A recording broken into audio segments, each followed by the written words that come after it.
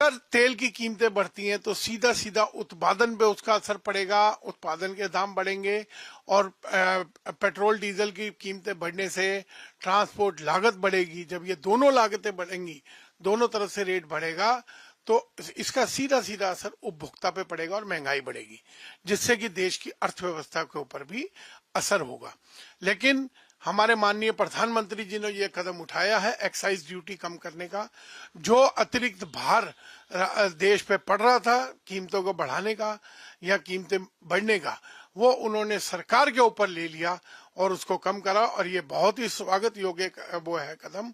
इससे आम जन को बहुत सुविधा होगी, उसके ऊपर महंगाई की मार नहीं पड़ेगी और एक संदेश जाएगा कि जो पूरे देश के अंदर हाहाकार मचा हुआ है कि पेट्रोल डीजल की कमी हो रही है या गैस की कमी हो रही है, उससे पूरे देश के अंदर एक संदेश जाएगा प्रधानमंत्री जी द्वारा कि इसका मतलब कोई कमी नहीं है, हम लोग अभी तक सक्षम हैं और हम इसका भार सहने को तैयार हैं और हम हर प्रयत्न करेंगे कि हमारे भारत के नागरिकों को किसी तरह की कोई परेशानी ना हो। सर, केंद्र सरकार ने जो है पेट्रोल और डीजल पे एक्साइज ड्यूटी कम किया है, क्या उससे पेट्रोल डीजल पे आम जनता को जो सप्लाई होगी उसके रेट में कोई अंतर आएगा? देखिए, इस जो एक्साइज ड्यूटी कम करी है वो उससे पेट्रोल और डीजल के रेट्स में तो कोई अंतर नहीं आया, लेकिन जो कंपनियों को भारी नुकसान हो रहा था रेट्स बढ़ने के कारण, जो इंटरनेशनल मार्केट में रेट बढ़े उसके कारण भारी जो नुकसान हो रहा था उसमें कुछ कमी आई।